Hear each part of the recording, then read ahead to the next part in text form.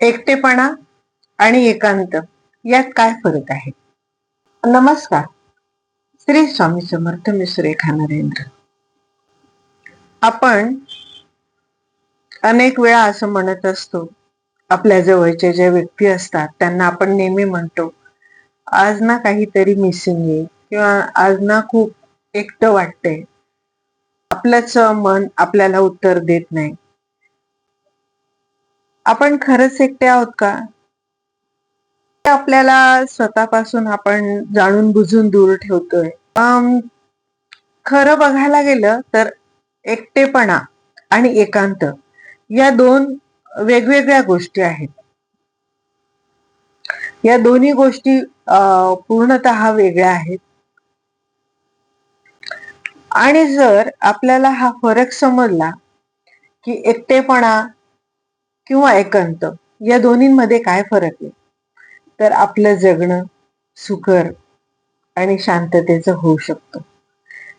चला तर मित्रमैत्रिणींनो, आजच्या व्हिडिओमध्ये मनापासून सगळ्यांचं स्वागत. कोणी चॅनलला नवीन असतील तर कृपया सबस्क्राईब करा. आणि तुम्हाला जे माझे जुने सबस्क्रायबर आहेत, जे माझे युट्यूब फॅमिलीतले जे जुने मेंबर आहेत, त्यांना मनापासून मला धन्यवाद म्हणायचा आहे. कारण तुम्ही खूप छान रिस्पॉन्स देत आहात आणि खूप मनापासून व्हिडिओ बघत आहात, कमेंट्स करत आहात, लाईक शेअर करत आहात. तर त्यासाठी तुमचं पुन्हा मनापासून धन्यवाद. आणि आजच्या व्हिडिओमध्ये स्वागत करूया आणि जाणून घेऊया एकटेपणा आणि एकांत यात काय फरक आहे आणि त्याला आपल्याला कसं डील करायचं आहे, हेच आजच्या व्हिडिओमध्ये बघणार आहोत. तर मित्रमैत्रिणींनो, व्हिडिओ शेवटपर्यंत बघा. कृपया अर्धवट सोडू नका, कारण ही माझ्या अनुभवातून आलेली, मी मला पडलेल्या प्रश्नांची उत्तरं शोधून माझ्या स्वतःचं रुटीन लाईफ, माझं आयुष्य मी कसं चेंज केलं, कसं आत्मविश्वासाने मी पुन्हा उभी राहिली.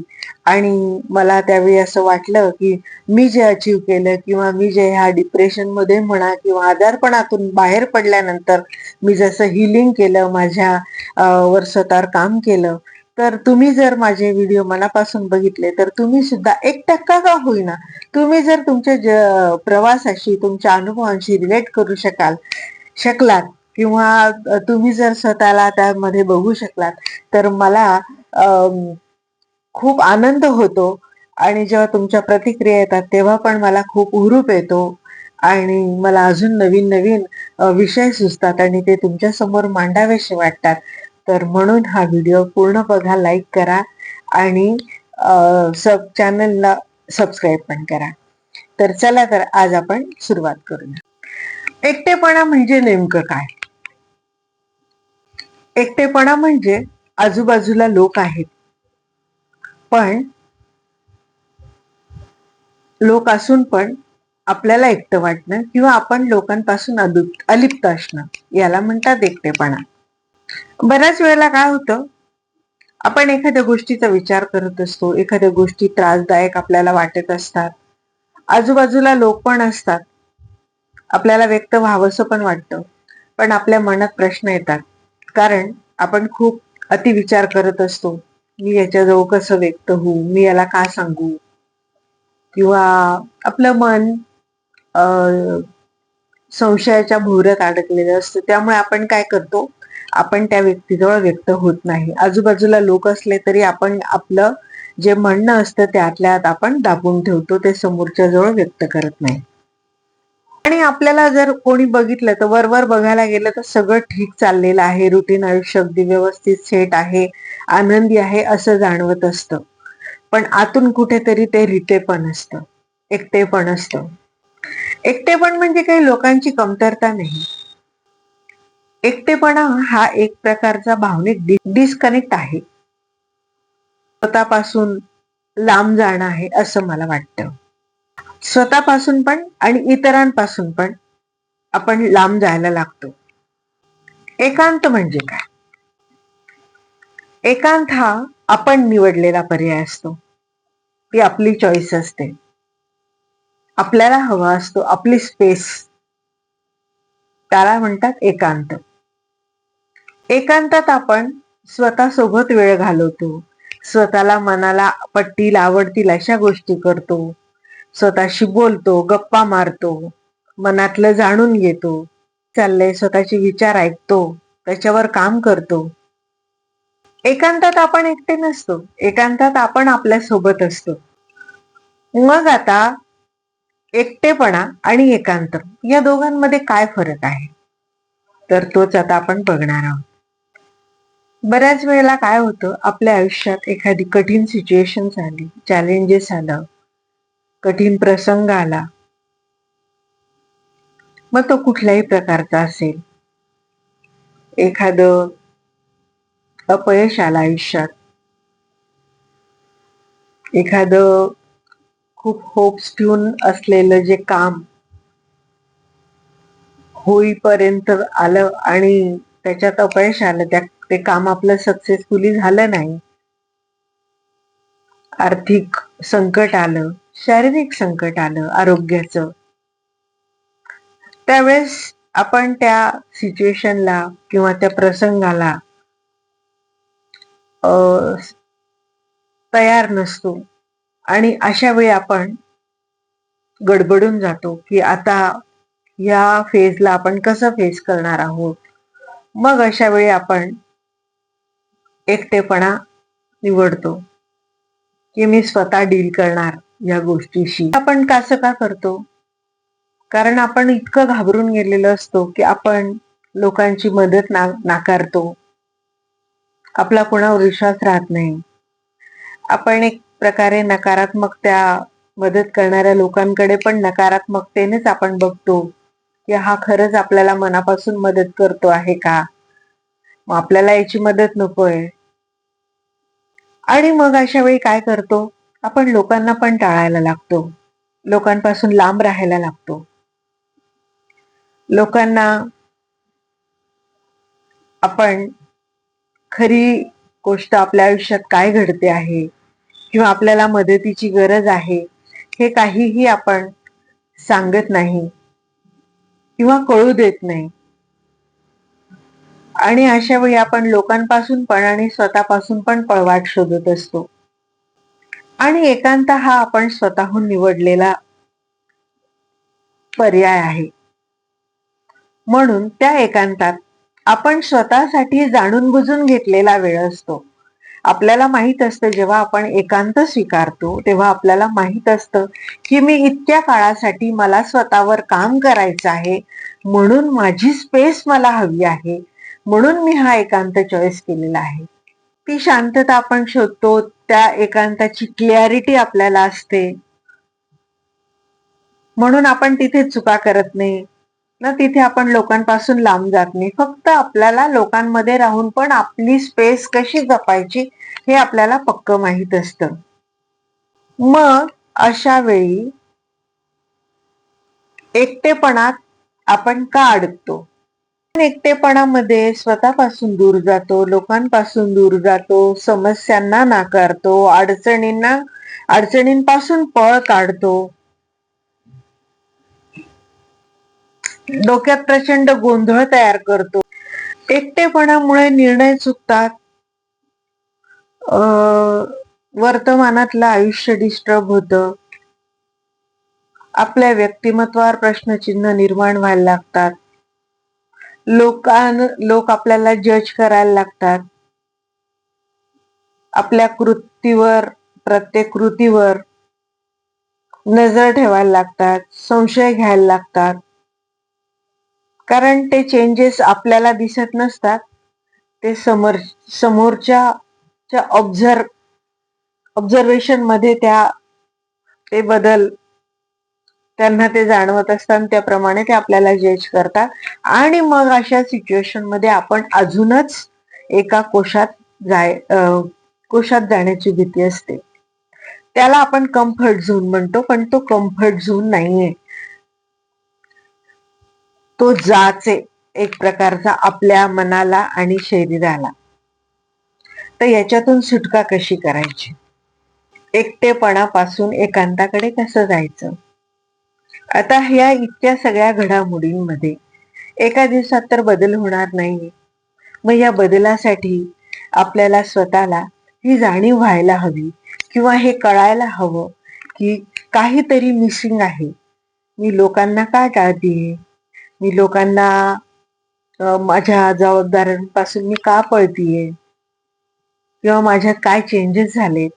हे मला शांत बसून एकदा विचारायला हवं, की काहीतरी चुकतं आहे, काहीतरी गडबड आहे आणि मला स्वतःवर काम करायला हवं. ही जाणीव होणं गरजेचं असतं. आणि ती जाणीव कधी होईल? जेव्हा तुम्हाला जाणवेल, जेव्हा तुम्ही एकांतात जाल, स्वतःला प्रश्न विचाराल, स्वतःवर काम कराल, त्यावेळेस तुम्हाला ती जाणीव होणार आहे. जेव्हा जाणीव होते तेव्हा हा प्रवास आपला हिलिंगचा सुरू होतो. आणि हिलिंगचा प्रवास सुरू झाला की काय काय बदल आपल्यात होतात. आपल्यालाच आपला स्वतःच्या व्यक्तिमत्वाचा बदल किंवा स्वतःमध्ये परिवर्तन किंवा नव्याने सुरुवात ही आपल्यापासून आपल्यालाच करावी लागते. ही जाणीव सुद्धा आपलीच आपल्याला करून घ्यावी लागते. आणि चेंज हवा असेल, बदल हवा असेल तर एकांतात आपल्याला हे प्रश्न स्वतःलाच विचारायला लागतील. आणि मग तो छोटा प्रवास सुरू झाला की तिथे स्वतःमध्ये बदल व्हायला लागतो. आणि मग तो बदल कसा करायचा? एका शांत जागी बसा. रोज 10 मिनिटं का होईना स्वतःसाठी काढा. शांत बसा. मागच्या भूतकाळात मी कसा होतो, मी कशी होते, माझं काय मिसिंग आहे, माझं काय बदललंय, माझा स्वभाव, माझ्या सवयी, माझं रुटीन, माझं राहणीमान, माझा लोकांमधला वावर,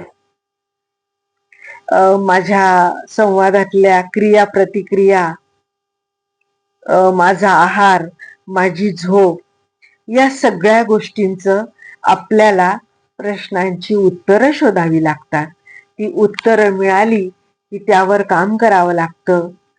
जे चेंजेस झाले आहेत आणि आधी जे रुटीन आयुष्य होतं त्याच्यातून काय झालंय आणि पुढे काय बदल करायचं आहे हे रोज डायरीवर लिहावं लागेल, व्यक्त व्हावं लागेल, लोकांमध्ये मिसळायला लागेल, एक रुटीन सेट करावं लागेल, स्वतःला वेळ द्यावा लागेल.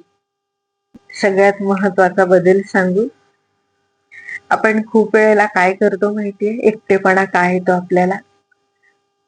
आपल्या आयुष्यात जर एखादी घटना घडलेली असेल तर त्याचं बॅगेज घेऊन आपण सतत वावरत असतो.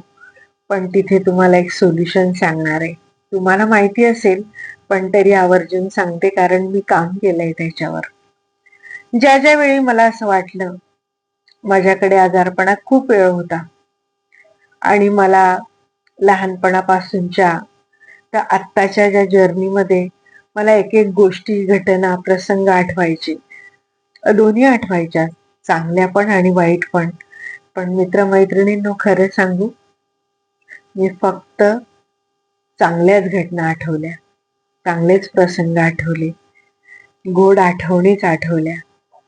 आणि त्याच्यातून मी जे नकारात्मकतेचं गाठोडं होतं, डोक्यावर बॅगेज होतं, ते सगळं हळूहळू उतरवलं आणि चांगल्या घटना आठवल्या. आणि पुन्हा मी माझे गोष्टी असतील, माझं रुटीन असेल, माझे रिलेशन असतील, नव्याने मी बिल्डअप केले आणि त्याच्यातून मी सकारात्मक झाले. तर हा माझ्या व्यक्तिमत्वातला खूप सुंदर बदल झालेला आहे.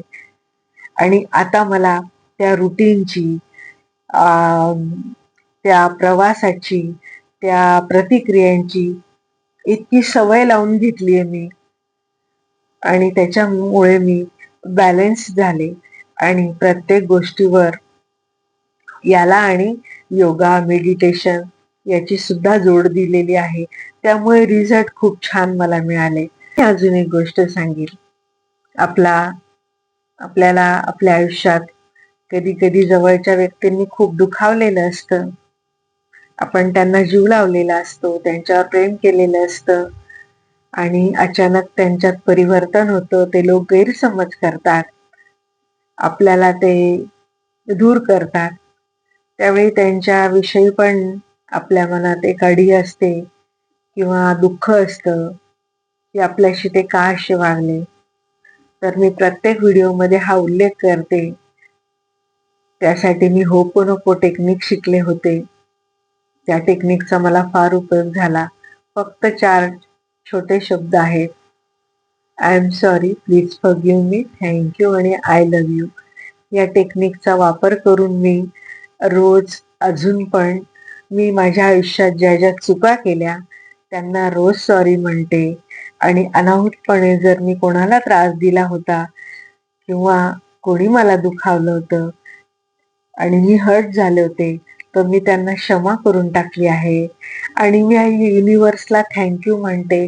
कारण या स्वामी समर्थ महाराजांची, मी ज्या स्वामींची सेवा करते त्या स्वामींना थँक्यू म्हणते. कारण हे रिअलायझेशन किंवा ही जाणीव मला त्यांनी करून दिली.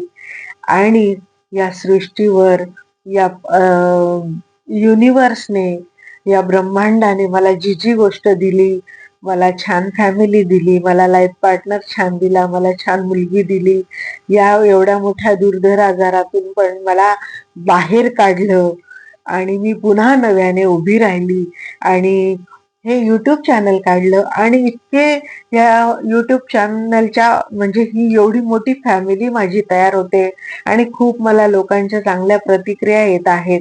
त्यामुळे मी रोज ह्या प्रेयरचा उपयोग करून सुद्धा मी हिलिंग लवकरात लवकर माझी केली. आणि मी माझा हा एकटेपणातून एकांतापर्यंतचा हा प्रवास एवढा सुंदर मी आणला आहे.